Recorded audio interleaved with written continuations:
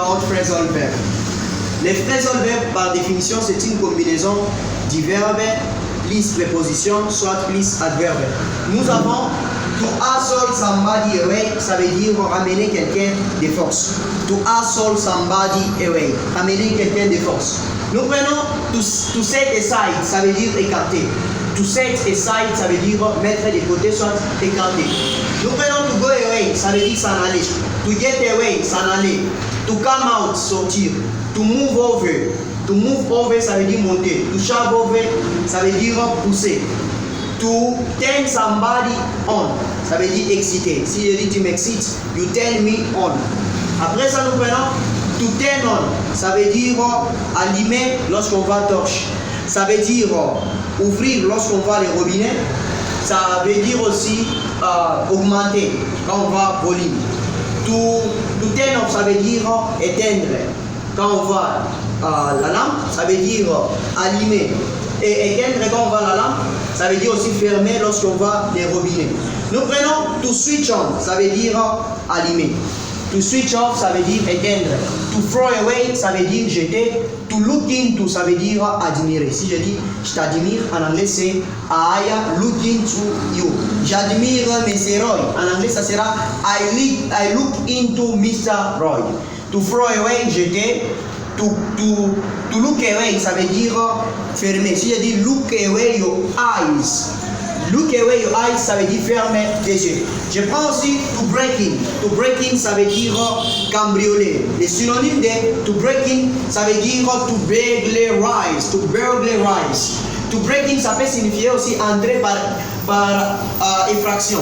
Je prends aussi to get by, ça veut dire se débrouiller soit sans sortir. Je m'en sors en anglais. I get by in English.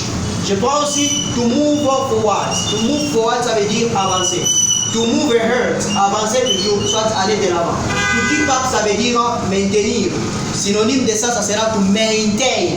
Et après ça, je prends to keep up, maintenir. To put up with, ça veut dire supporter. To support, to bear, to put up with, to support, soit to bear. Je prends aussi to put in. To put in, ça veut dire ajouter. Peut-être que vous avez un groupe WhatsApp. Je dis, est-ce que tu peux m'ajouter? Can you put me in? Ça veut dire ajouter.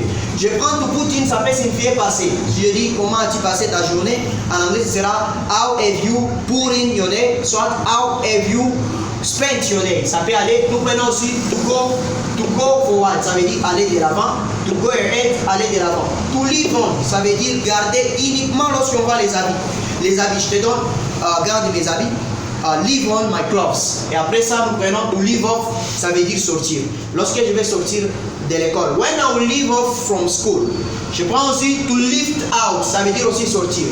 To lift up, ça veut dire élever. Je dis lift your hands up, ça veut dire élève tes mains. Je prends aussi to rise up. To rise up, ça veut dire s'élever. Le soleil se lève, the sun rise, soit the sun rise up. Je prends aussi to raise up, ça veut dire ressusciter. To make up, ça veut dire former. To make up, ça veut dire former, soit se maquiller. To make out, ça veut dire comprendre. Do you make out me? Do you understand me? Do you make out me? C'est pareil. To roll up, ça veut dire se mener vers, se diriger vers. Si je dis je me mène vers le centre en anglais, je vais dire I roll up the center. Je ne peux pas dire I roll up to the center, c'est le rêve.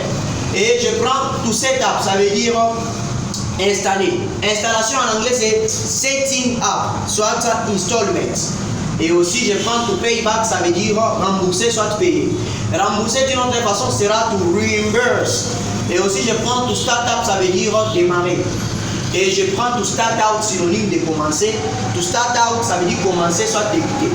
Je prends to roll in, ça veut dire arriver. I'm gonna roll in there. Je vais arriver là-bas. Et je prends to lock away, ça veut dire enfermer, soit renfermer. Je prends to go up, ça veut dire monter. To come up, monter. To climb up, monter. Je crois que c'est ça les phrasal verbs du jour que j'ai préparé à vous enseigner. Maîtrisez bien. Master this.